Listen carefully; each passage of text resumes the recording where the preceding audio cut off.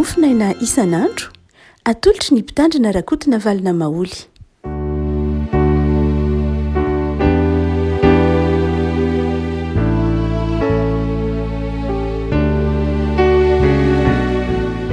Falmerabantsika rehefa malalatra ity talata enina ny volana desambra ity izay anonana ny fahasoavan'ny tompo sy ny fifaliany amintsika mianakavy. Ny mofinaina voalahatra honio dia ny filasan-tsaramaso araka ny jaona toko fa 2020 andininy fa enina ka hatramin'ny andininy fa 120 jaona toko fa 2020 andininy fa enina ka hatramin'ny andininy fa 120 aminaran'i Jesosy. Ary rehefa hitan'ny lohan'ny mpisorona sy ny mpiandry raharaha Jesosy dia niantso ireo ka nanao hoe homboy amin'ny hazo fijaliana izy. Homboy amin'ny hazo fijaliana izy. Hoy Pilato taminy, entonareo izy ka homboy amin'ny hazo fijaliana, fa izaho tsy mahita zahelony. Fa ny Jiosy namaly azy hoe izahay manana lalàna, ary araka izany lalàna izany dia tokony ho faty izy satria nanao ny tenany ho zanak'Andriamanitra. Ary noho nireny Pilato izany teny izany dia vao mainka natahotra izy dia niditra tao anaty rova indray izy ka nanao tamin'i Jesosy hoe aveza moa ianao. Fa tsy namaly azy akory Jesosy. Dia Pilato taminy, tsy miteny amiko va ianao? Tsy fantatrao va fa manana fahefana handefanao aho sady manana fahefana hanombo anao amin'ny hazo fijaliana koa? Jesosy namaly azy hoe ianao tsy manana fahefana amiko akory raha tsy nomenanao avy any ambony, koa izay nanolotra anao, izay nanolotra ahy taminao no manan-keloka bebe kokoa. Ray masino manamasinana ny fahamarinana, ny teninao ny fahamarinana. Amen. Somary miavaka kely hafa koa ny fitantaran'ny Jaona ity fotoana nitsarana an' Jesosy ity, tsy mitovy amin'ny fitantaran'ny Matthieu sy Marka ary Lioka ny fitrakan-javatra. Amin'ny fitantaran'ny Marka sy Lioka dia nanatrika ny fitsarana ny vahoaka, nanatrika ny fitsarana an' Jesosy ny vahoaka. Fa amin'ny ity tantaran'ny Jaona ity kosa dia tsy izay loatra no mitranga. Jesosy ihany no niditra tao andapan'ny Pilato, ary ny vahoaka kosa eny ivelany. Dia Pilato mivoaka miditra manontany an'i Jesosy, dia avy eo manao tatitra amin'ny vahoaka miantsoantso ery ivelany. Ny antony tsy nidiran'ny vahoaka tao amin'ny lapan'ny Pilato dia mazava loatra ny antony ara-pivavahana. Akaiky ny Paska, satria akaiky ny Paska dia mandoto ny mampaloto zany ara-panahy ny fidirana ao amin'ny lapan'ny jentilisa, tahaka ny lapan'ny Pilato zany. Dia miteraka loto ara-panahy zay. Ary raha maloto ara-panahy nefa dia tsy afaka mandray ny Paska raha tsy afaka andro vitsivitsy. Noho zany dia tsy niditra tao amin'ny lapan'ny Pilato ny vahoaka. Fa raha miditra amin'ny lapan'ny Pilato izy zany, raha niditra tao izy dia ho tsy mahazo mandray ny Paska, satria ny Paska dia ny ampitsona ny afaka ampitsony eo. Noho zany dia tsy niditra mihitsy tao anatin'ny lapan'ny Pilato ny vahoaka, satria fantany fa manjary manimba ny fandraisany ny Paska ny fidirany eo amin'ny lapan'ny Pilato. Ka dia ny Jaona mitombona ery ivelany lavitafy ivelany lapan'ny Pilato ny vahoaka no miantsoantso homboy, ary Pilato kosa ao anatiny mitsara an' Jesosy dia mivoaka miditra eo izy manontany an' Jesosy dia manontany amin'ny vahoaka, manontany an' Jesosy dia manontany amin'ny vahoaka eo an-davarangana na eo amin'ny lalan-tsara. Dia misy fotoana zany Pilato sy Jesosy rery no miresaka. Misy fotoana ny vahoaka sy Pilato no miresaka. Eto dia ahitana izay lafin-javatra anankiroa zay, izay mivoaka miditra nataony Jesosy sy Pilato izay. Amin'ny voalohany, tapany voalohany dia ny vahoaka miantsoantso any ivelan'ny lapa zany izy, satria tsy ao anatin'ny lapa, manao homboy amin'ny hazo fijaliana izy. Dia miditra Pilato, mivoaka Pilato zany avy eo amin'i Jesosy, miteny amin'ny vahoaka manao hoe ento ary izy dia homboinareo any. Dia ny vahoaka miantsoantso manao hoe zay nge tsy manana lalàna, izay manana lalàna meloana azy, satria Pilato niteny manao hoe entonareo izy fa zao nefany raha ohatra ka manameloka azy ianareo, manombo azy nareo dia elokareo, fa tsy mahita eloka aho zay tokony hanombona azy amin'ny hazo fijaliana, fa entonareo izy satria anareo homboy amin'ny lalànareo. Dia ny vahoaka ny teny hoe ny eloka izay hanombona azy amin'ny hazo fijaliana dia mazava, satria ny teny laza ny tenany ho zanak'Andriamanitra izy. dia rehefa reny pilato zay teny vahoaka ny antsoantso izay de niditra tao an-trano ray pilato niditra tao an-dapa de niteny tamy Jesosy nametra-panontaniana manao hoe aveza moa ianao e satria vahoaka ny antsoantso any velany hoe zanak'Andriamanitra izy niteniny hoe zanak'Andriamanitra izy de natahotra Pilato de niditra tao anatiny tao an-dapa ndray nanontany any Jesosy nanao ny fanadihadiana Jesosy Pilato rehetra zany io hoe aveza moa ianao de tsy namaly Jesosy dia Pilato zany midrikina manao hoe fa nahoana ianao miavinavina amiko anao tsy miteny tsy mamaly za ange manana fahefana aminao manana fahefana defanao manana fahefana ambony azy fijaliana de Jesosy namaly manao hoe tsy manana fahefana amiko akory ianao fa fahefana nomenanao avy any ambony zany afako inona no tianyty perikopy ty olazaina amitsika diny fahina katrafakabeny folo na inona ny azo zavatra azo mifampahirezana ny voalohany de zao na diny fakabeny folo Jesosy namaly azy hoe tsy mana fahefana amiko akory ianao raha tsy nomenanao avy any ambony zany fahefana avy any ambony eo Jesosy dia magaga Jesosy de miteny amin'ny fomba fiteny mahazatra ny olona Jesosy zany dia rehefa miresaka amitsika dia miresaka amitsika amin'ny fomba azotsika natakatritsika ndraray mantsy iveritsika fa Andriamanitra dia lavitra be fa ny tena marina raha ny baiboly ny jerena ary io ny mahamarina ny fomba fiteny manao hoe Andriamanitra dia miteny amin'ny olona rehetra amin'ny fotoana rehetra amin'ny toerana rehetra zany hoe Andriamanitra rehefa miteny amitsika de miteny amin'ny zay ahazahoantsika azy ny Andriamanitra ny kristianina de Andriamanitra izay izy no nanatona ny olona tsy ny olona zany no niezaka nanatona an'Andriamanitra fa Andriamanitra no nanatona ny olona ary hitatsika am'ty tantara ty zany hitatsika am'ty tantara ty le hoe Andriamanitra nanatona ny olona Andriamanitra manatona ny Pilato Andriamanitra mampafantatra ny Pilato ny maha izy azy sy niavian'ny fahefan'ny Pilato Andriamanitra zay miresaka amin'ny Pilato am'izay azahoany azy Pilato dia mpanompo sampifantatsika satria Romanina izy ary io andininy io aza no mahatonga ilay fiangonana amin'ny faritra afovoany amin'ny Europy iny misy fiangonana antsoina hoe fiangonan'ny Masinda Pilato satria nisy lovatsofina nilaza fa dia niova kristianina Pilato nisy lovatsofina nilaza fa Pilato dia tsy nanameloka an Jesosy io moa zany io andininy io hoe Pilato dia tsy nanameloka an Jesosy mihitsy dia hotsika manao hoe ilay Andriamanitra nanatona ny Pilato zay io tsy de tena lay amin'ny eritreretintsika azy tsy inona lay le hoe Andriamanitra nanatona ny Pilato eto hoe de nanova fo amin'ny Pilato ve Jesosy teto tsy zay loatra fa hoe Jesosy tamin'ny Pilato ny fahefanao dia fahefana ny mena avy any ambony alay fisaritsaina raha ohatra ka niteny Jesosy manao hoe ny fahefana ny menanao de fahefana avy amin'ny Jehova na fahefana avy amin'ny Yahvé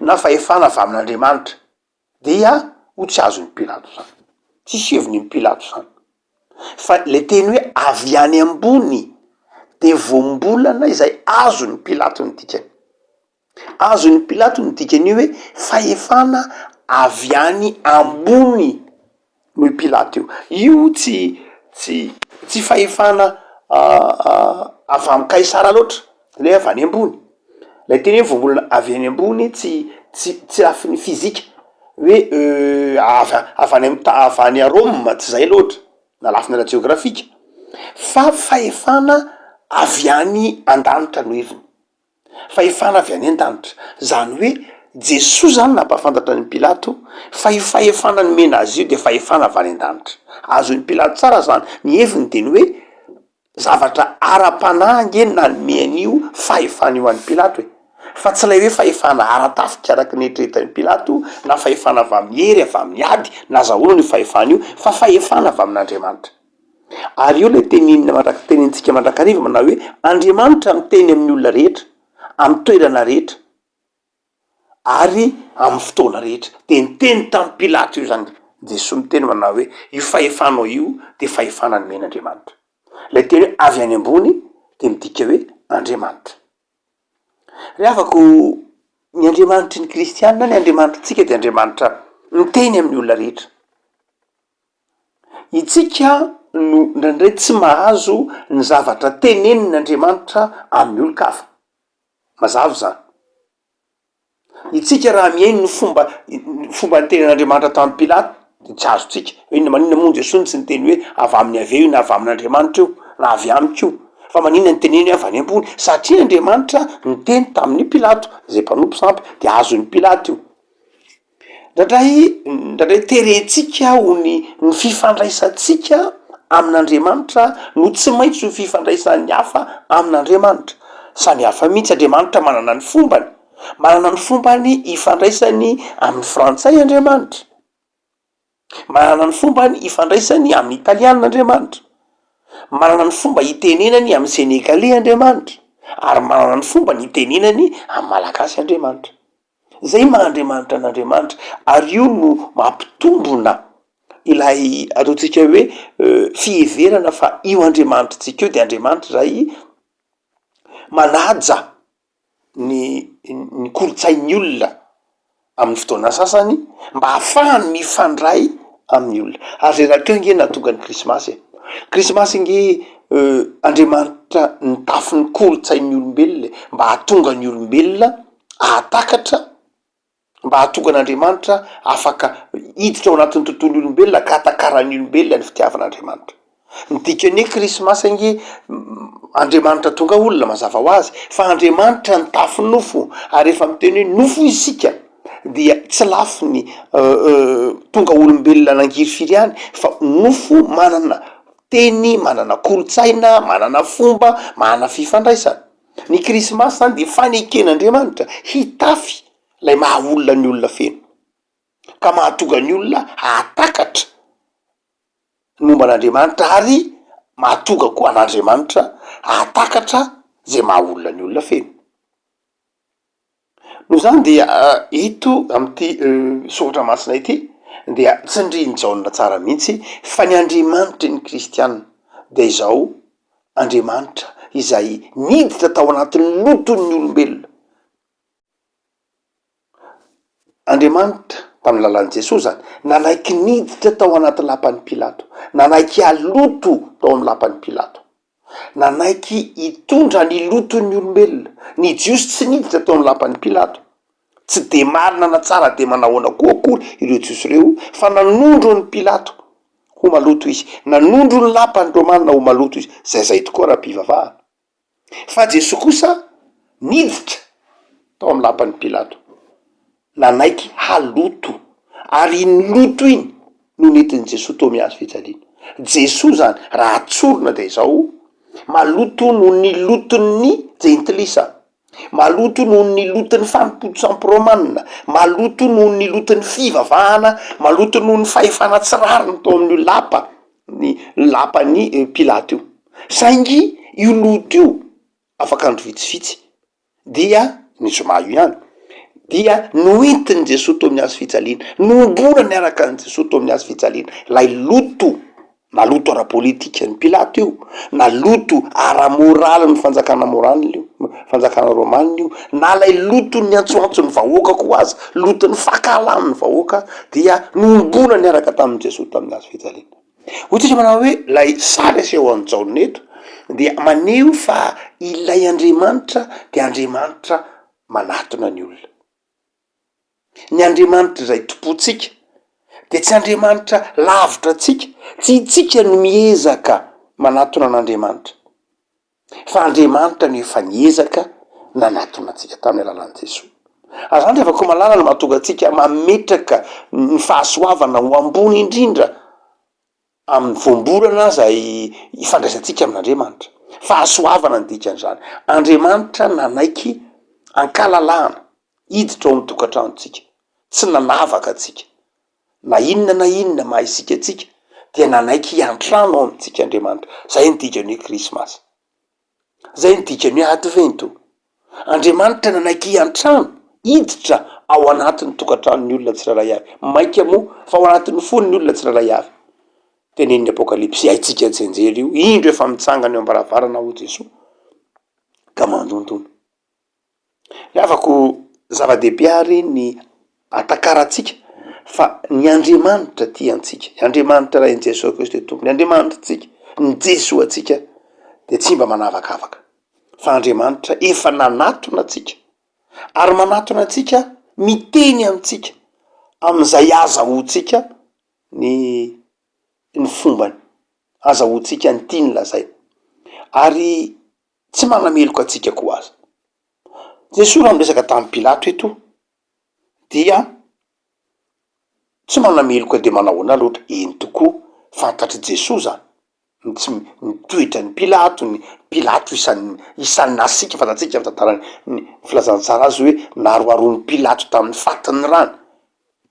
Nisy olona novonoan'ny Pilato na erisetra be Pilato fa eo Jesosy izy manao hoe tsy manakeloka bebe kokoa no nanolotra ianao, izy manao hoe izay nanolotra taminao ny manakeloka bebe kokoa, manakeloka bebe kokoa.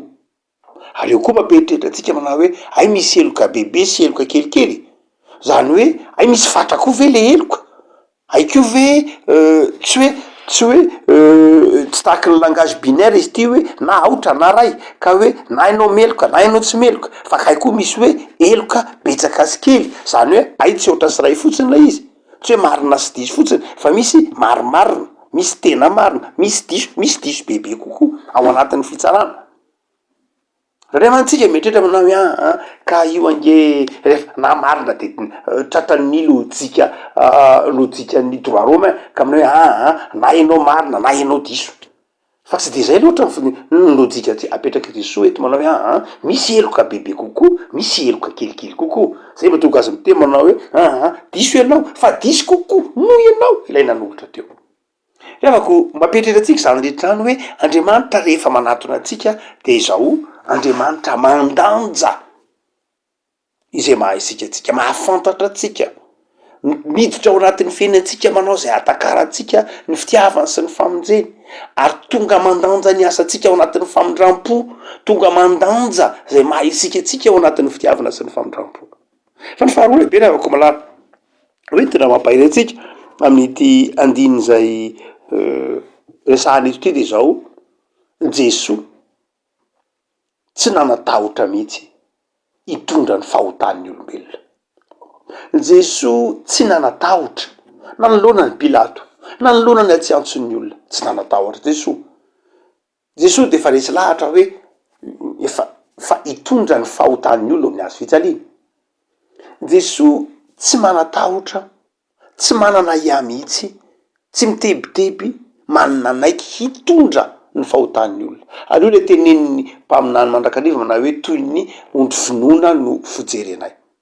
Zay mahatonga an' Jesosy notondroiny Jaona mpanao batisa hoe indro lay zanak'ondrin'Andriamanitra, zanak'ondry zay tsy nanao na inona na inona, tsy nanohitra. Raha ondro mantsy de mety manoto, raha ondro mantsy de mety mandositra, raha ondro mantsy de mety mandaka, fa ny zanak'ondry de zao tsy manao na inona na inona, tsy manohitra na inona na inona dia nefa natao sorona. De hoy Jaona manao hoe indro lay zanak'ondrin'Andriamanitra izay manaisotra ny fahotany zao tontolo zao, Jesosy io. Rehavako Jesosy tsy manana tebiteby mihitsy, Jesosy tsy manana fisalasalana mihitsy manatona ny olona, mitondra ny fahotan'ny olona, mitondra ny fakahalan'ny olona, ny fifakahalan'ny olona. Ny olona zay any ivelany io de miantsoantso an'i Pilato. Asa raha azonareo tsara zay zany fifandroritana, zany fifandonana, zany tension eo amin'ny Pilato sy ny vahoaka izany. Ny Pilato amin'jaona zany te hamoaka an' Jesosy. Andiny faharoa ambin'ny folo de mbola teneny manao hoe ary hatramin'izany de nitady andefa an' Jesosy Pilato. Nitady zay andefa an' Jesosy zany nitady hiriky izy mba hamonjena an' Jesosy, mba ahatonga an' Jesosy ho afaka amin'ny fahatezerana sy ny haromontany reto vahoaka izay niantsoantso hoe homboy reto. Saingy nefa raha ny tantara moa de tsy zay hitantsika fa nombola tamy hazo fijaliana Jesosy fantatsika zany. Fa ilay toe-javatra nitranga tamin'ny fotoan'andro dia ahatsapana hoe nisy rivotry ny fifandonana, rivotry ny fifankalana ary rivotry ny ataotsika mihitsy aza hoe fahavononana andatsatra maimborano vahoaka ombo izy amy fotoanany paska nefa izy io amy fotoanany ny paska zay atserovana ny fanafahan'Andriamanitra ny zanak'Israely tany Egipta, ny paska zay fetim-pianakaviana atserovana ny fiombonana sy ny mahazava-dehibe ny fiainam-pianakaviana ao anatiny zany no andrenesana antsoantso hoe vonoa izy omboy amin'ny hazo fijaliana izy. Jesosy ry avako malala amin'io fotoan'io ao andapany Pilato ny vahoaka miantsoantso manao hoe omboy izy. Ao anatin'io zany no ao anatin'io toe-javatra io no hitarafatsika ny hoe Jesosy de mpampiavana. Noho i Jesosy izay ao anatin'io lapy io de zao io fa ny fanatona le civilisation anankiroa. De ny civilisation ny gentlisy izay nasehon'ny Pilato, ny civilisation ny civilisation ny grika ny jiosy izay samy mifanatrika eo. Ny gentlisy izay nisan'ny Pilato maloto halan'ny jiosy ery ivelan'ny jiosy, ny jiosy zay efa izay nahafantatra ny testamenta taloha, nahafantatra ny Ave, nahafantatra ny Jehova, dia io fa miady hevitra amin'ny Pilato. Eo zany lay fifandroritana, eo lay fifandonana lay civilisation anankiroa. Jesosy kosa nefany ao anatiny lay lapa. No zany dia eo no mahatonga amin'ny Paoly miteny manao hoe aty aorina rehefa mijery ny tony tantara tony Paoly de miteny manao hoe Jesosy no nandrava ny hevitry ny fisarahana. Ary tsy hisy intsony aty aorina io hoe ity civilisation ny gentlisy kristiana, ity civilisation ny jiosy kristiana, fa noho Jesosy de zao hifanatony izy ireo ka afaka hiaraka hivavaka, hiaraka ino fa ao an'Andriamanitra misy ao amy Jesosy no misy ny famonjena. Afaka malala hotsika manao hoe ilay Jesosy zay tantaraina amin'ny krismasy de tsy tokony ho jerentsika amy lafiny hoe ara-pivavahana ihany, fa jerentsika amy lafiny ara-panahy, jerentsika amy lafiny maha olona feno mihitsy. Jesosy nandrava ny hevitry ny fisarahana, Jesosy nampiavana, Jesosy nampifanatona olona anankiroa, firenena anankiroa romotra, firenena anankiroa mifampiampanga ho maloto sy ratsy, io Jesosy eo afovoany zany.